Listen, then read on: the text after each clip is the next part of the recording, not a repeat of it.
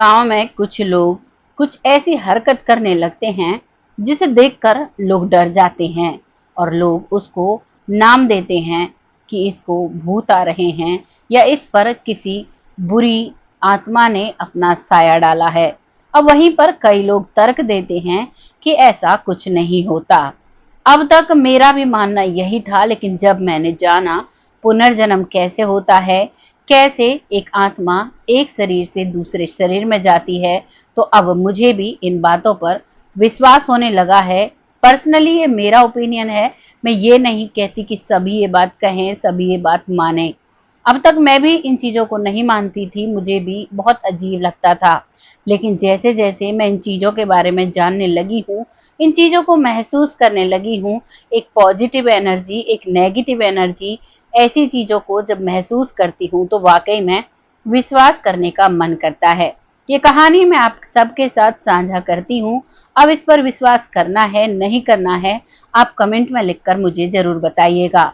इस कहानी में एक लड़का प्यार के चलते एक लड़की की तंत्र विद्या से जान ले लेता है और साथ ही साथ खुद भी वो लड़की के साथ इस दुनिया से चला जाता है।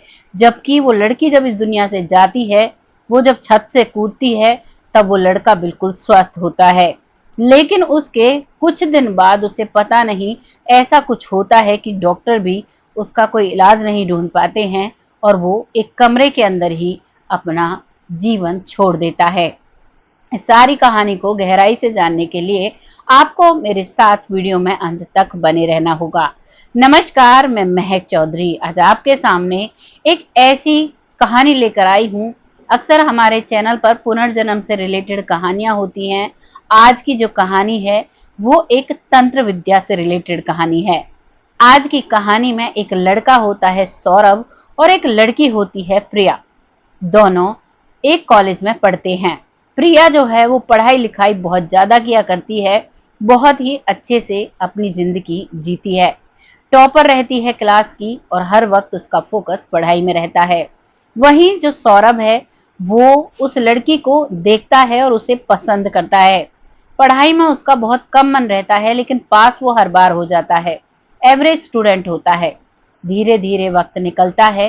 ग्रेजुएशन आफ्टर 12th उन्होंने जब एडमिशन लिया तो उनका साथ ही एडमिशन होता है।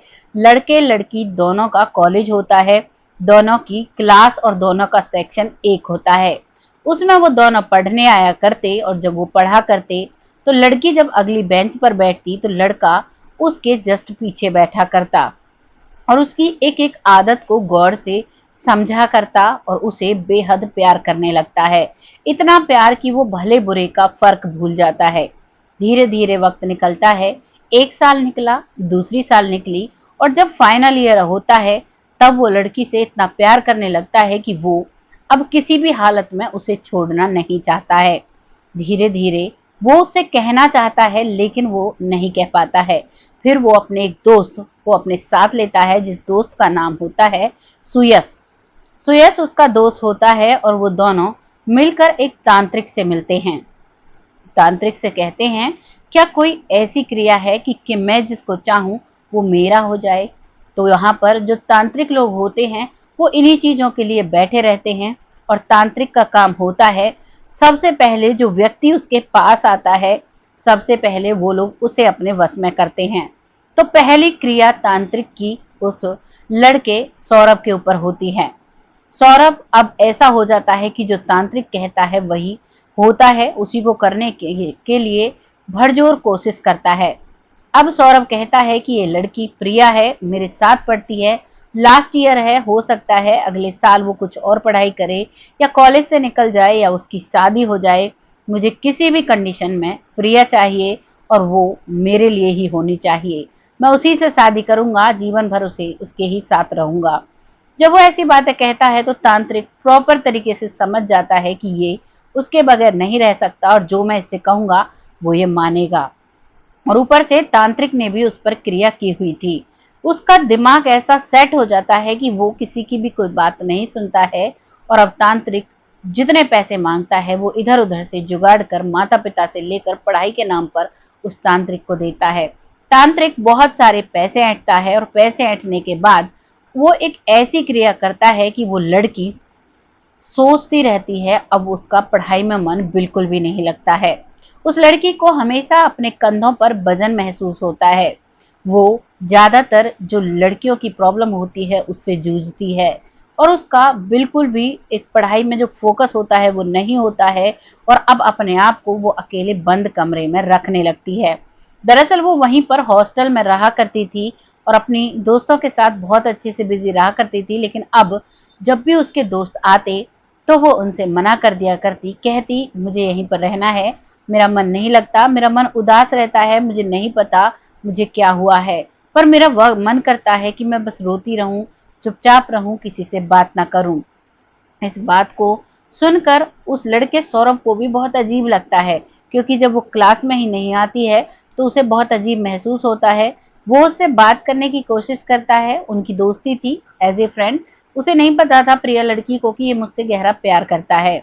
वो उसे पूछता है तुम्हें क्या हुआ, तो वो कहती है पता नहीं, मुझे अजीब सा बंधन महसूस होता है, मुझे ऐसा लगता है मेरे ऊपर इतना वजन रखा हुआ है, मैं चल नहीं पाऊंगी, मैं उठ नहीं पाऊंगी, मैं बिस्तर पर पड़ी रहूंगी, और मैं पूरी पूरी रात नहीं सोती हूँ, और दिन में सुबह सुबह मुझे बहुत अच्छी नींद आती है, आधे 1 घंटे की नींद आती है और फिर मैं जग जाती हूँ।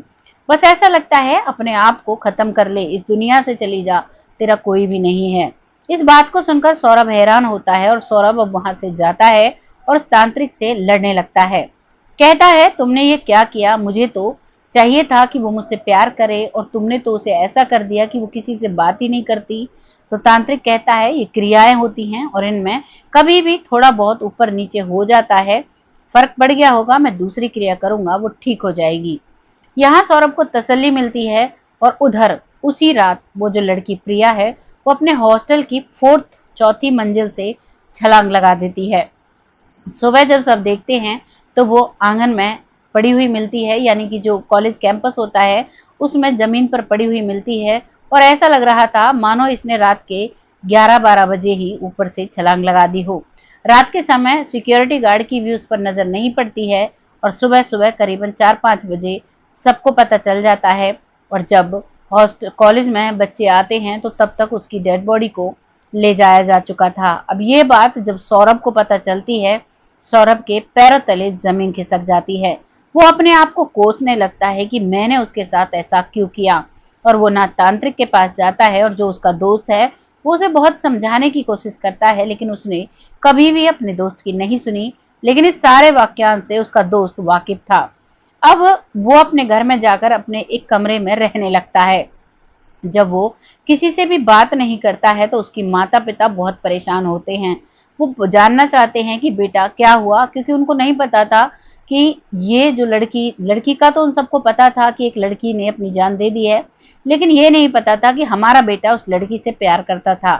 वो उससे बहुत बात करने की कोशिश करते हैं, लेकिन सौरभ अकेला बंद कमरे में रहता और उसे अजीब अजीब आवाजें सुनाई देती। वो अपने मन ही मन ये सोचता कि क्या हो रहा है मेरे इर्द गिर्द, कैसे बाहर निकलूंगा। उसे रोशनी से डर लगने लगा था। वो बार बार अपनी मम्मी पापा को कहता कि मुझे रात को बहुत अजीब अजीब आवाजें सुनाई देती हैं, मेरा मन करता है मैं अपने आप को खत्म कर लूं। लेकिन उसके माता पिता उसका बहुत ध्यान रखा करते, लेकिन माता पिता भी इंसान थे, कोई रोबोट नहीं जो रात भर बिल्कुल एक मशीन की तरह निगाह रखते। और लगातार 1 से 2 महीने वो इसी हालत से जूझता है, ना ही वो कोई एग्जाम देता है, ना ही वो कॉलेज जाता है। और अब 2 महीने बाद जब एक सुबह माता पिता की 5 बजे आंखें लग जाती हैं, तो 5 बजे वो जो बेड पर सोया हुआ था वो सोता हुआ रह जाता है। उसकी मौत का कारण उसके माता पिता को भी नहीं पता चल पाया था, क्योंकि जब वो अपने आप को कहता कि मेरा मन नहीं लग रहा, मैं क्या करूं, मुझे ऐसा लगता है, मुझे आवाजें सुनाई देती हैं, तो उसके माता पिता ने उसे कान के डॉक्टर को, मेंटली हेल्थ वाले जो डॉक्टर होते हैं, साइकोलॉजिस्ट जिन्हें कहते हैं, उनको सभी जगह दिखाया, लेकिन कहीं भी सौरभ का कोई इलाज नहीं मिलता है।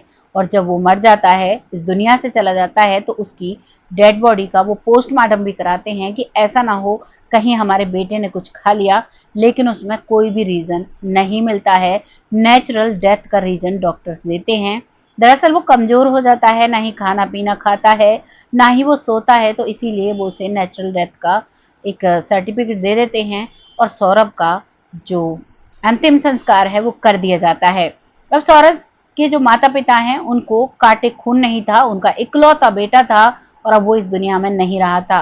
वो जानना चाहते थे इसके साथ ऐसा क्या हुआ, तो वो उसके दोस्त को बुलाते हैं, दोस्त से बात करते हैं। कई बार तो दोस्त कुछ भी नहीं बताता है जब वो कई बार पूछते हैं, लेकिन फिर उन पर दोस्त को बहुत दया आती है क्योंकि वो रोने लगते हैं और बस भगवान को कोसने लगते हैं। वो कहते हैं कि भगवान हमने तेरा क्या बिगाड़ा था जो एक ही संतान दी और उसकी भी हमसे छीन लिया। तब सौरभ का जो दोस्त होता है वो कहता है कि आंटी वो मेरे साथ गया था और वो मुझे लेकर गया था, उसने तांत्रिक की एक क्रिया उस लड़की पर कराई जो लड़की इस दुनिया से चली गई। और उसके बाद जब वो इस दुनिया से चली जाती है तो सौरभ जो है उसकी हालत ऐसी ही हो जाती है जैसी उस लड़की की हुई थी, और वो लड़की उसे ऐसा दिखाई देती थी चारों तरफ। सौरभ ने मुझे ये बात बताई थी। सौरभ ने ये बात माता पिता को नहीं बताई थी, अपने दोस्त को बताई थी। उसे वो लड़की प्रिया चारों तरफ दिखाई दिया करती थी। अब इस कहानी को आपने पूरा सुना है, अब आप बताइए क्या ये उस लड़के का वहम था? क्या ये उस लड़की का वहम था जिसने एक हंसती खेलती लड़की थी, क्लास में टॉप आया करती थी और इस दुनिया से चली जाती है, इस तरीके से अपने आप को खत्म कर लेती है? अब बहुत से लोग कहेंगे कि भाई मेंटली प्रॉब्लम हो गई होगी इसीलिए उन दोनों ने अपने साथ ऐसा किया। लेकिन क्या हुआ, जो सौरभ था उसकी जो डेड बॉडी थी, उसकी जो डेथ हुई वो नेचुरल डेथ हुई।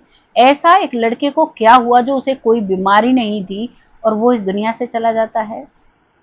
पूरी अच्छी खासी उसकी 25 साल की उम्र होती है। ये एक सवाल छोड़ जाती है ये कहानी। आपको ये कहानी कैसी लगी?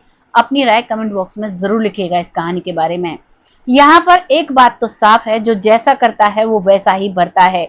सौरभ ने उस लड़की प्रिया के साथ बहुत गलत किया था, जो उसको भी ये भुगतना पड़ा। लेकिन यहाँ माता पिता की क्या गलती थी जो उन्हें भुगतना पड़ा? जो उन्होंने एक बच्चा पैदा किया, यानी कि उनको एक बच्चा हुआ और उसके बिना जिंदगी जीने पर मजबूर होना पड़ा। उनका क्या दोष था? ये चीजें बहुत सवाल खड़े करती हैं और ये सवाल ऐसे होते हैं जिनका जवाब हमारे पास कभी भी नहीं होता है।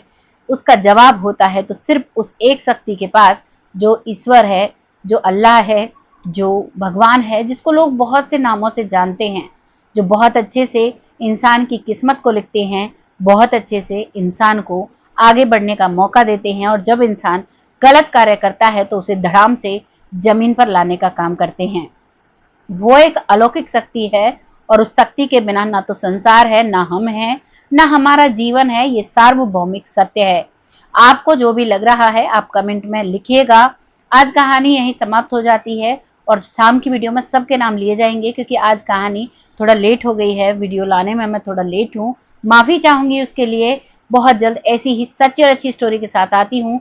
तब तक जो सभी कमेंट करते हैं और हमारे साथ जुड़े हुए हैं उन सभी का दिल से आभार व्यक्त करती हूँ, दिल से शुक्रिया अदा करती हूँ। हमें आगे बढ़ने का जो प्यारा सा मौका आप दे रहे हैं उसके लिए तहे दिल से धन्यवाद। तब तक के लिए आप सब खुश रहें, स्वस्थ रहें। जय हिंद, जय भारत।